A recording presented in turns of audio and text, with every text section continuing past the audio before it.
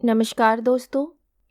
कहानी शुरू करने से पहले मैं आपको ये बताना चाहती हूँ कि अगर आप मोरल एंड मोटिवेशन कहानी सुनना पसंद करते हैं तो आप मेरे दूसरे चैनल एम्पावर द लाइफ पर आ सकते हैं।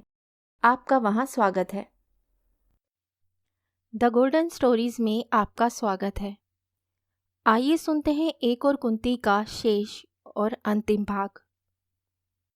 फारूकी हूँ, यहाँ कॉलेज में पढ़ाता हूँ। मुझे बहुत दुख है। नूर बेगुनाह मारा गया। वह मेरा दोस्त था। उसने मुझे ये मकान देने का वायदा किया था। नहीं नहीं, डरो नहीं, मैं तुम्हें जाने के लिए नहीं कहूँगा। तुम यहीं रह सकती हो।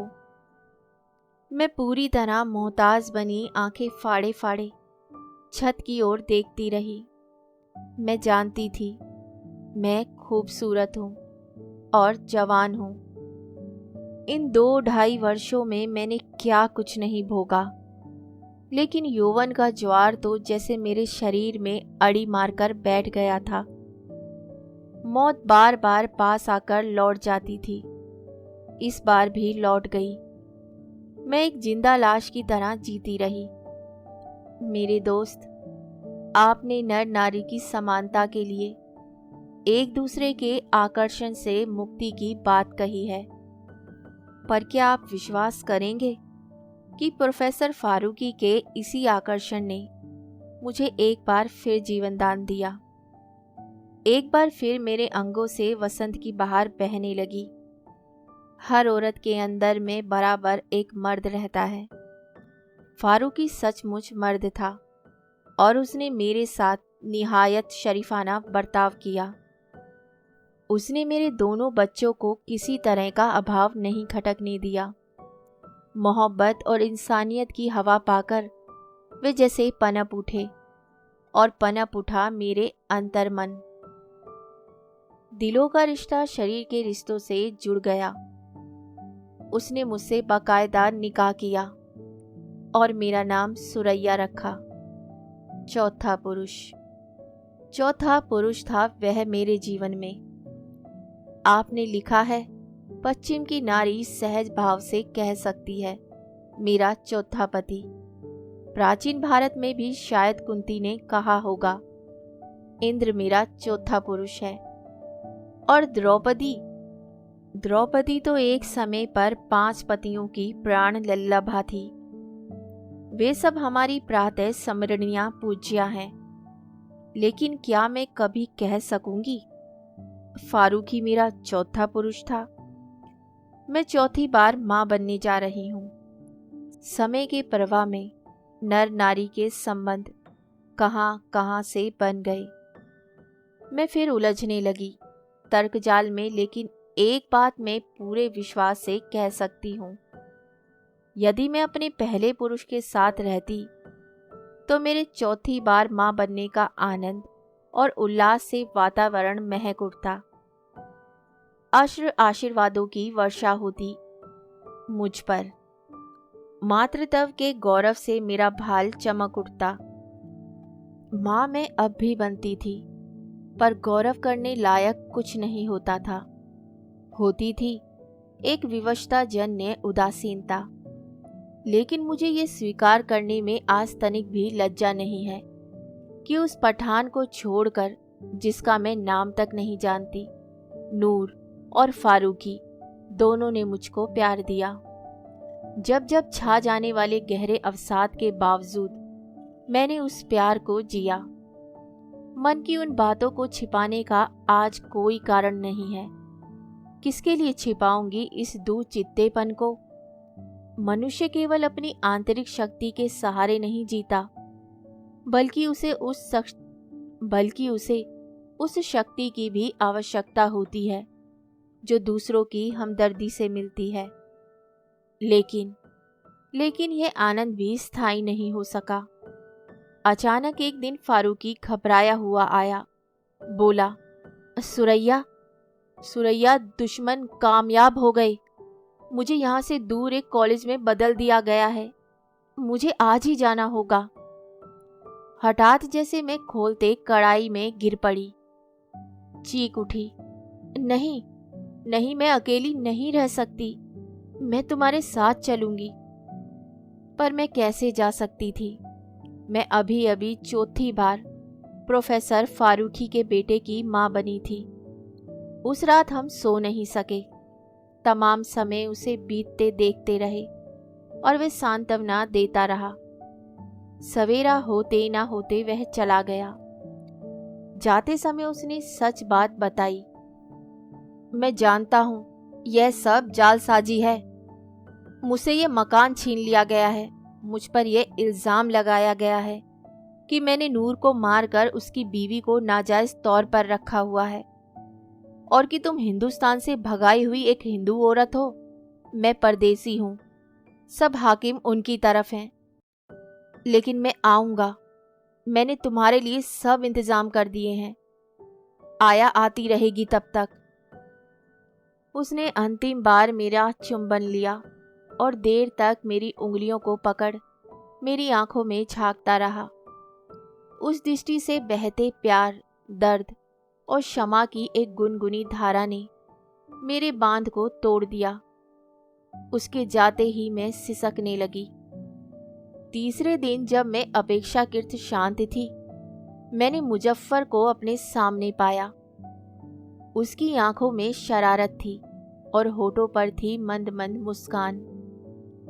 वह मुझसे इजाजत लेकर अंदर आया। उसने धीरे धीरे कहा, मुझे बहुत अफसोस है, प्रोफेसर साहब तुम्हें छोड़कर चले गए। उम्मीद नहीं कि अब वह कब लौटेंगे।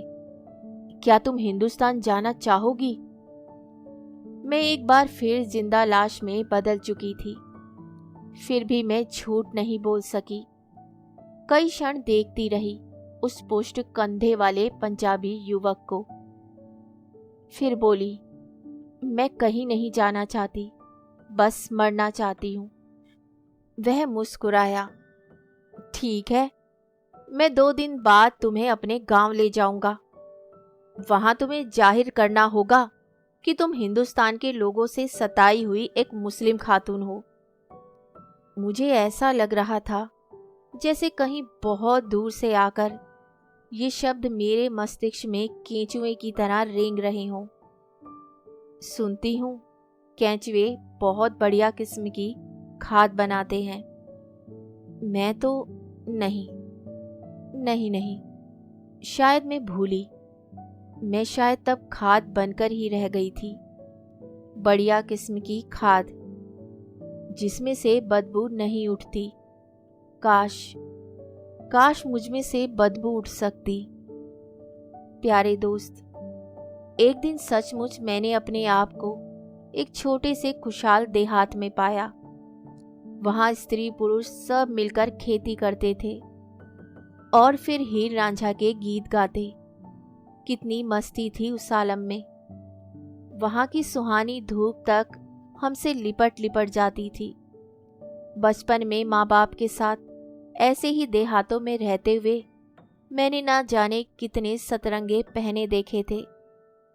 इसलिए बहुत देर तक मैं उस वातावरण से अछूती ना रह सकी।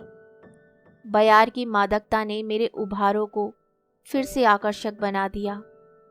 मैंने निश्चय किया था कि अब मैं किसी को अपने पास नहीं आने दूंगी। लेकिन पास आने या ना आने देने वाला कोई मैं थोड़े ही होता है। वह तो एक गंध होती है, नर नारी के संबंधों की गंध, जो किसी एक के अंगों से फूटती है और किसी दूसरे के अंगों को खींच लेती है। फारूकी इस स्वाभाविक आकर्षण को ना जाने क्या क्या नाम दिया करता था, पर मुजफ्फर था कि भाषा से नितांत अपरिचित था। उसकी आंखों की शरारत, उसके होठों की मुस्कान और बाहों की जकड़न इतनी मासल थी कि लोथ में भी जीवन की चाह पैदा कर देती थी। इसका जो परिणाम हो सकता था वही हुआ। नारी फिर मां बनी, इस बार 2 जुड़वा बच्चे की मां। नियति का व्यंग्य कितना क्रूर होता है। मेरे 5 बेटे थे अब। कुंती के भी 5 बेटे माने गए हैं। छठे को जो उसका पहला था उसने स्वयं त्याग दिया था। मेरा भी छठा बेटा है, मेरे प्रेम का प्रतीक, पर वही मुझसे छीन लिया गया। आपको नाम तो बताए ही नहीं उनके। आवश्यक नहीं है, पर बिना नाम यहाँ कुछ नहीं चलता। तो मान लीजिए, तब उनके नाम थे अनवर, अशरफ, असगर, अहमद और अली। आप पूछेंगे छठे बेटे का नाम क्यों नहीं बताया? जब वे मेरा रहा ही नहीं, तब नाम लेकर क्या करूंगी? फिर भी उसका नाम है आशिम। तो मेरे दोस्त, मेरी जिंदगी का चक्र इसी तरह तेजी से घूम रहा था। उन गांव वालों की दृष्टि से मैं 5 बेटों की माँ थी, बेहद खुशकिस्मत और सुखी थी। मुजफ्फर को मेरे निगोड़े रूप का जादू पागल बनाए हुए था, लेकिन यह कोई नहीं जानता था कि इस सुख और सौंदर्य को भोगने वाली मात्र एक जीवित लाश, संस्कार और सभ्यता के आवरण से मुक्त एक कठपुतली, जो जाने कौन सी नियति के इशारे पर ये सब कुछ करने को विवश थी। इसके पीछे नर नारी के शाश्वत संबंध थे या वे खतरनाक परिस्थितियां थीं, जिनमें मैं अपने बावजूद उलझती जा रही थी, और स्वामित्व जताने वाले हर पुरुष को मैं प्यार करने का नाटक करती। लेकिन नाटक करने की भी एक सीमा होती है। मैं जैसे टूट गई और मैंने तय कर लिया कि इस उर्वर भूमि पर अपना जीवन गुजार दूंगी। मैं मुजफ्फर की बीवी हूँ, उसी की रहूंगी। पांडु की तरह वह मेरे 5 बच्चों का बाप कहलाएगा, और फिर मैं एक दिन बूढ़ी होकर अपने किसान बेटों के हाथों यहीं की जमीन में दफना दी जाऊंगी। न सही मंत्र पाठ, न कुरान शरीफ की आयतें, मेरी मिट्टी को मिट्टी के सुपुर्द कर दूंगी। लेकिन कुरुक्षेत्र का युद्ध अभी पूरा नहीं हुआ था। उस दिन मुजफ्फर घर लौटा तो बेहद परेशान था। उसने कहा, तुम नहीं रह सकोगी यहाँ, तुम्हें और दूर पहाड़ों के उस पार जाना होगा। तुम्हारे देश वाले तुम जैसी औरतों को ढूंढते फिर रहे हैं, और उन्हें शक है कि एक औरत इस गांव में भी है। कितनी बार हुआ था यह, मैं स्तब्ध न हो सकी। पथराई आंखों से देखती रही उसे। उसने मुझे बाहों से समेट लिया, बोला, तुम परेशान मत हो, सब इंतजाम कर दिया है मैंने। मेरा दोस्त है वहां। तुम नहीं चलोगे? अभी तो नहीं, पर आऊंगा, जल्दी आऊंगा। इस बार नियति ने मुझसे छल किया। हर बार मुझे लगा कि मैंने स्वयं की हत्या की है। हर बार मैं अपने से पूछती, यह तू ही है क्या? उस रात चुपचाप घुप अंधेरे में मैं बिना किसी से मिले अपने 5 बच्चों के साथ मैं एक अनजान प्रदेश की ओर रवाना हुई। अहमद और अली तब 1-1 वर्ष के थे। असगर, अशरफ और अनवर क्रमशः 2, 3 और 4 वर्ष के हो रहे थे। कई दिन की यात्रा के बाद हम एक छोटे से पहाड़ी गांव में पहुंचे, और आप विश्वास नहीं करेंगे, पूरे 3 साल तक यहाँ से वहाँ से कहाँ मैं भटकती रही। 3 महीने से अधिक कभी एक जगह न रह सकी। साल भर मुजफ्फर से संबंध बना रहा, उसके बाद वे कभी नहीं आया। ये सब यूं ही हुआ या जानबूझकर पैदा किए किसी भ्रम के कारण। मैं बेसहारा, बेपनाह, भीख मांगने को विवश हो गई। आप पूछेंगे कि क्या मेरे रूप ने अब और किसी को आकर्षित नहीं किया, लेकिन अब मुझ में ना जाने कैसी अधचेतना जाग उठी थी। ना समझ में आने वाला एक विद्रोह अवसर से पूर्व ही मुझे वहां से निकल भागने को विवश कर देता। अपने को बचाने के लिए मैंने अपने आप को और अपने बच्चों को बार बार खतरे में डाला। क्या करेंगे आप उस लंबी यातना की दास्तान को सुनकर?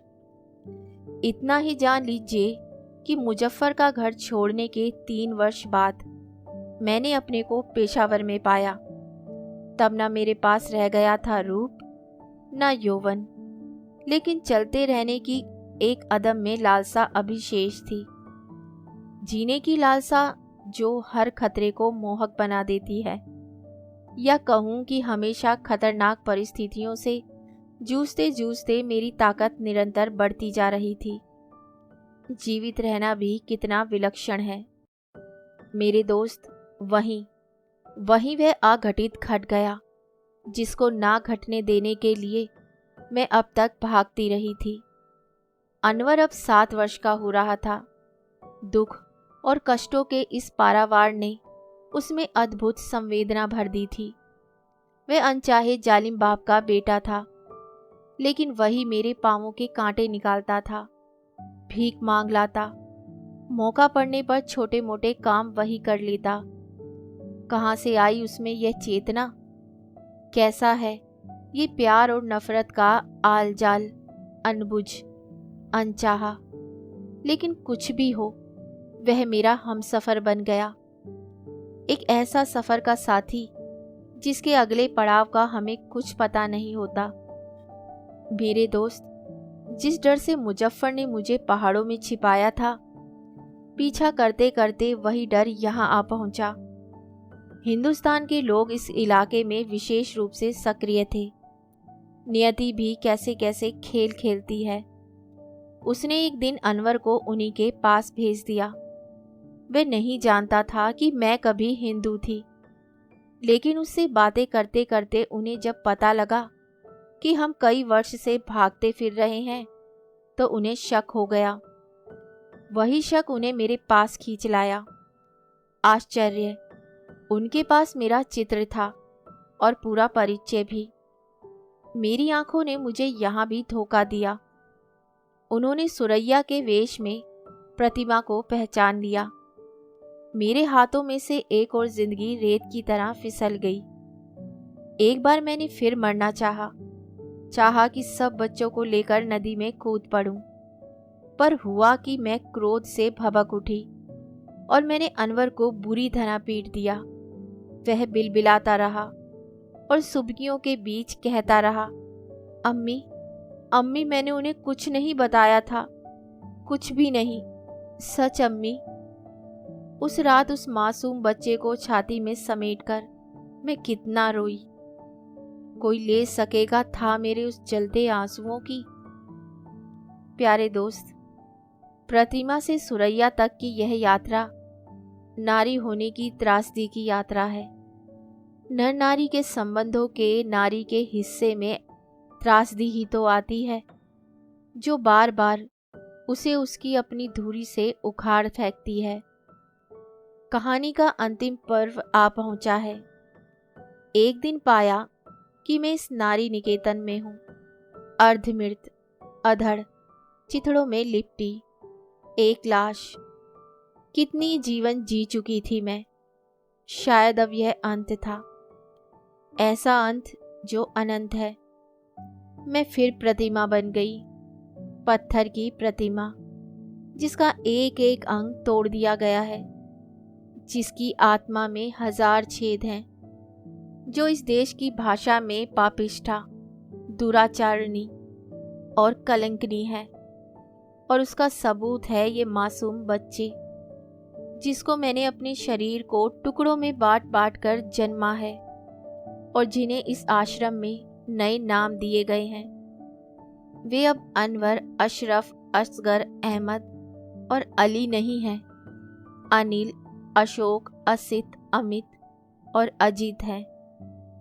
शायद इसलिए अब और अधिक तिरस्कृत, अपमानित, लांछित तथा घृणा के पात्र बन गए हैं। संचालिका ने एक दिन मुझसे कहा, तुम्हारे ससुराल वालों को सूचना दे दी गई है, लेकिन कोई आएगा इसकी संभावना दिखाई नहीं देती। तुम्हारी खोज उनके कहने पर नहीं, बल्कि तुम्हारे पिता के कहने पर की है हमने। मैंने तड़प कर जवाब दिया, कौन आता है, कौन नहीं, इसकी मुझे चिंता नहीं है, लेकिन यह जानने का अधिकार मुझे है कि आखिर हमें इधर क्यों लाया गया। क्या आवश्यकता थी हमें अपमानित करने की?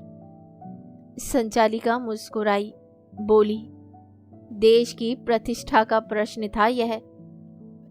आप सर्जक हैं, क्या मैं आपसे पूछ सकती हूँ कि मनुष्य का अपमान करके कोई देश अपनी प्रतिष्ठा कैसे रख सकता है? उधर मैं जैसी भी थी, घृणा का पात्र नहीं थी। माँ को भगवान के समकक्ष मानने वालों के देश में नारी का अपमान क्या प्रमाणित करता है? क्या यह भी बताना होगा आपको? संचालिका ने ठीक कहा था।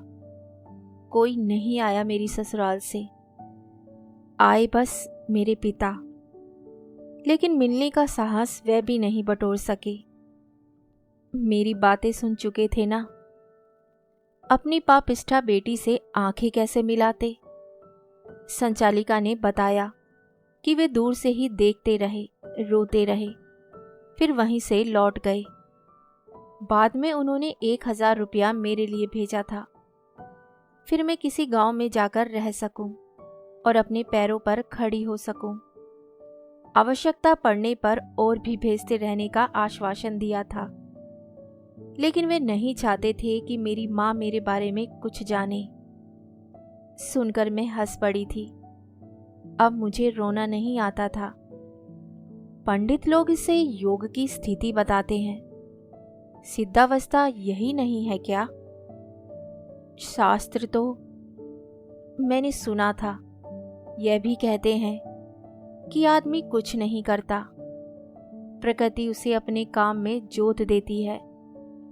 यानी हम यंत्र हैं किसी निश्चय करने वाली शक्ति के। तब वे लोग मुझसे नफरत क्यों करते हैं? क्यों मेरे दोस्त? लेकिन अभी रहने दीजिए इस प्रश्नाकुलता को। अभी तो कहानी का चरम उत्कर्ष आना शेष है, और शेष है मुझे अभी और कटुता का विष पीना।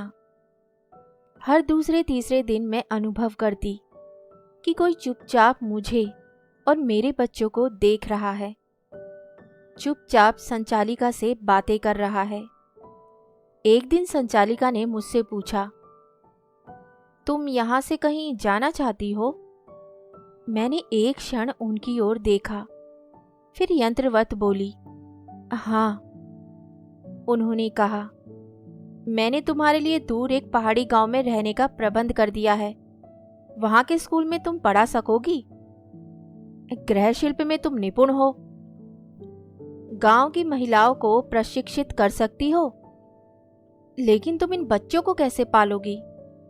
क्या यह अच्छा नहीं होगा कि इनमें से कुछ बच्चे भले लोगों को गोद दे दिए जाएं? मेरे भीतर सोई नागिन उस दिन पहली बार जाग उठी। आवेग इतना प्रबल था कि शब्द नहीं निकल रहे थे। चाहा कि धक्का देकर उन्हें दीवार से दे मारूं। संचालिका, जो सचमुच मेरे प्रति अतिरिक्त साहित्य हो उठी थी, मेरा ये रूप देखकर घबरा गई। तुरंत बोली, नहीं नहीं, यह जरूरी नहीं है, जल्दी भी नहीं है। मेरे मन में एक विचार उठा था, सो कह दिया। सोचना देखना तुम। और वह तुरंत मेरे सामने से हट गई। 2 क्षण बाद आवेग कुछ शांत हुआ तो मैं स्वयं अपने पर चकित थी और किंचित लज्जित भी। मैं जानती थी कि मैं जीवन भर किसी पर आश्रित नहीं रह सकती।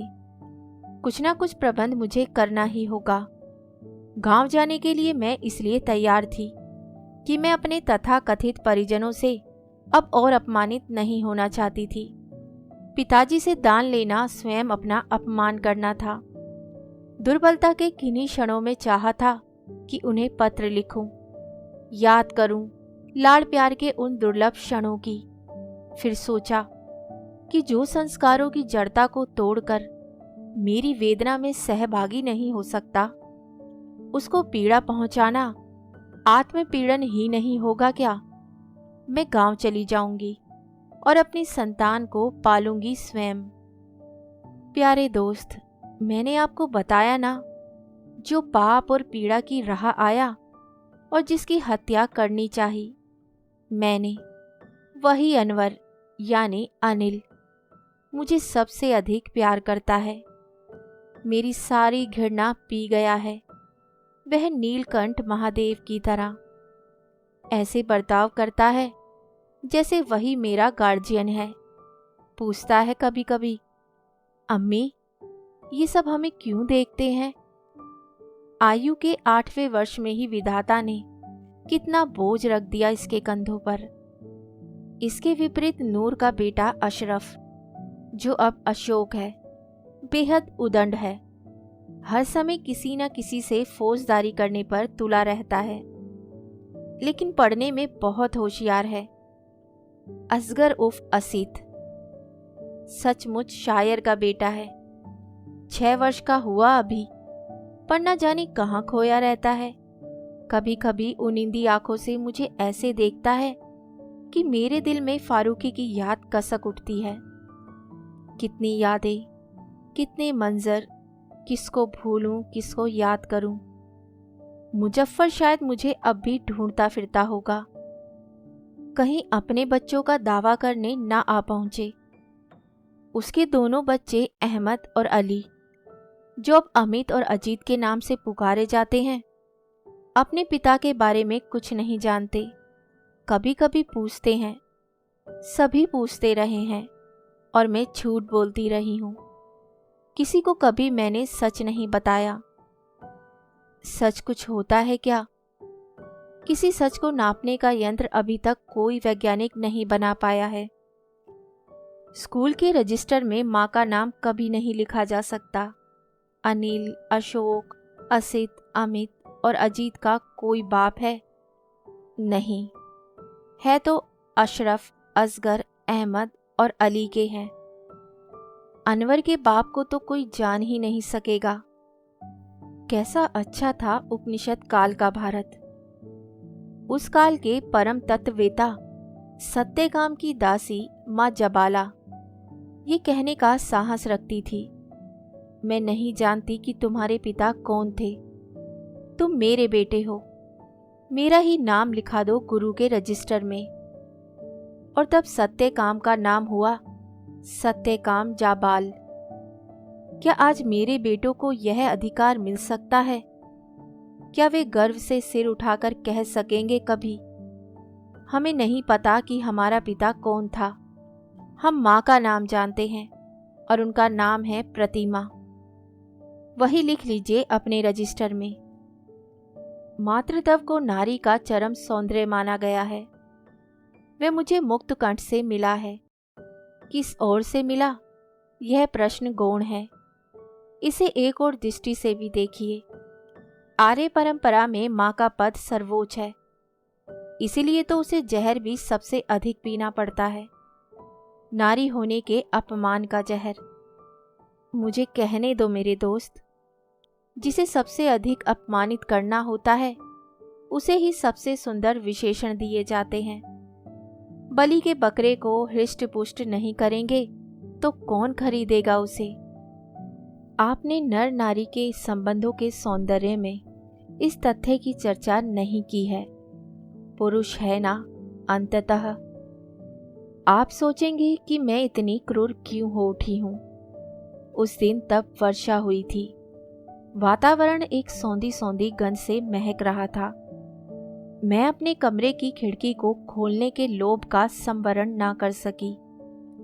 यह वही खिड़की है जिसकी सलाखों पर अपना भीगा चेहरा टिकाकर मैंने आपको देखा था।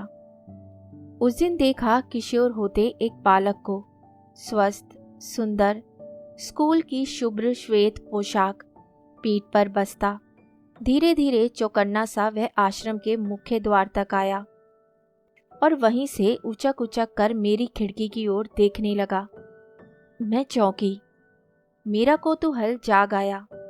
मैंने सलाखों पर चेहरा टिकाकर उसे गौर से देखा। हमारी दृष्टि मिली। उसने जैसे प्रेत देखा हो, तेजी से मुड़ा और ताबड़तोड़ भागने लगा। एक बार भी मुड़ के नहीं देखा उसने। हतप्रभ स्तब्ध। मैं एक क्षण तो समझ ना पाई। फिर एक ठंडी सिहरन मेरी नस नस में उतरती चली गई। नहीं नहीं, मैं तेजी से मुड़ी।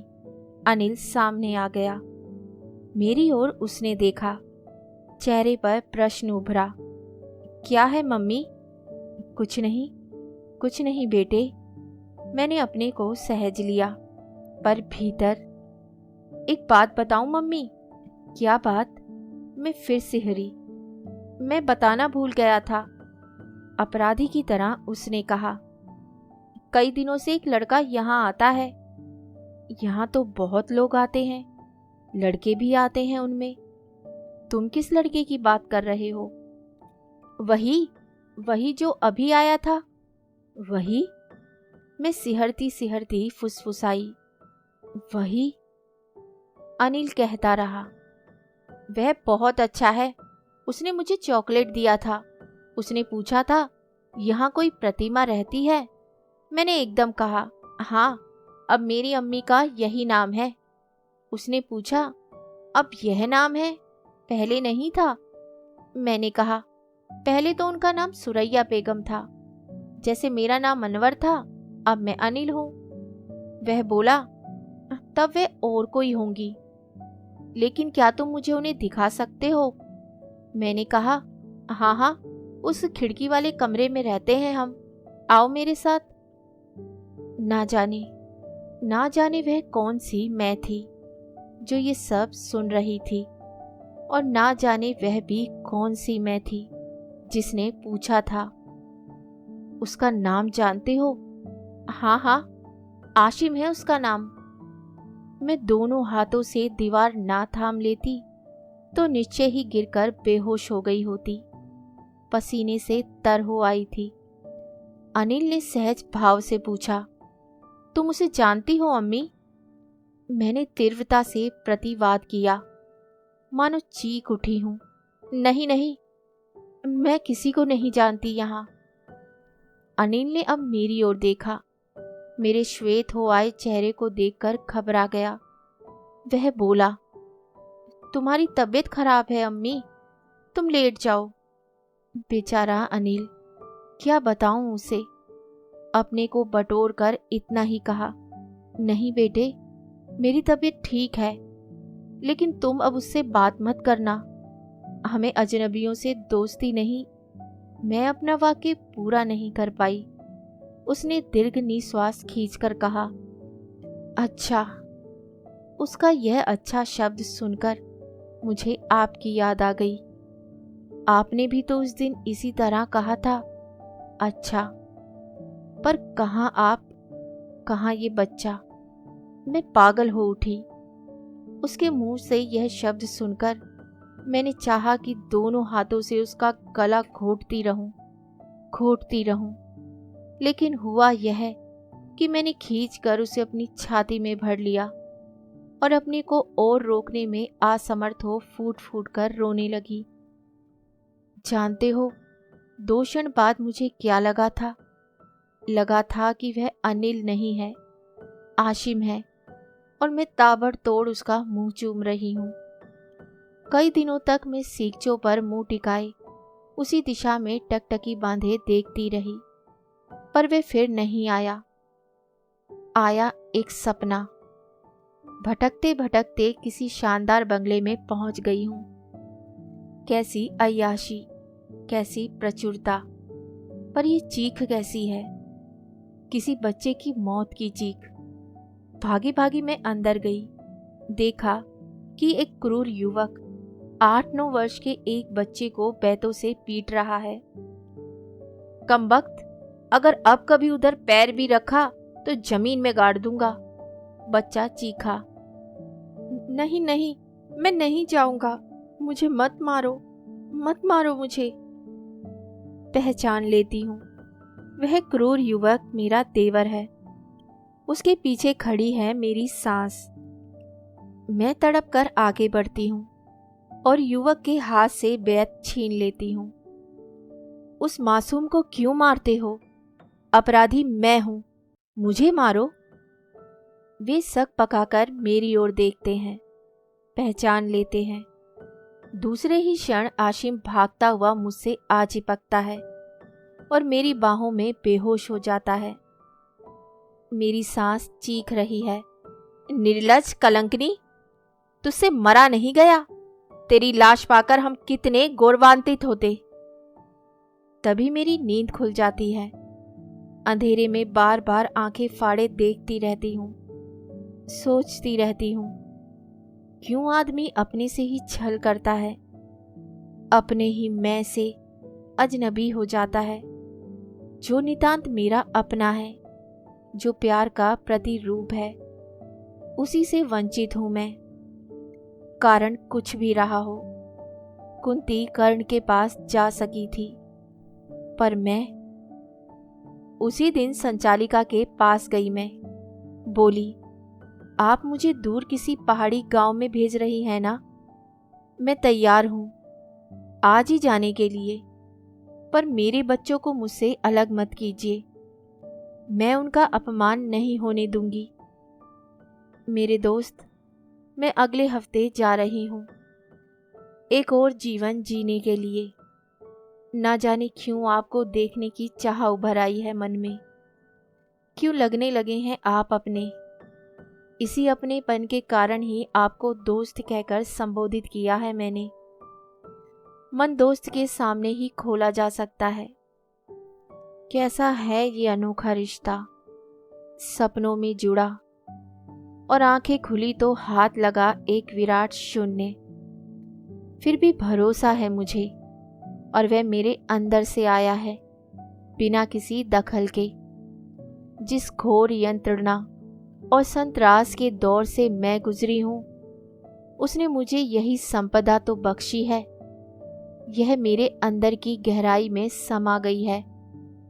इसे भौतिक नेत्रों से नहीं देखा जा सकता। अच्छा, बाहर वर्षा होने लगी है। होनी चाहिए ना? चाहिए ना ठूठ में नई कोपले फोड़ने के लिए। आपकी प्रतिमा उर्फ आयशा उर्फ सुरैया उर्फ प्रतिमा। कहानी सुनने के लिए धन्यवाद।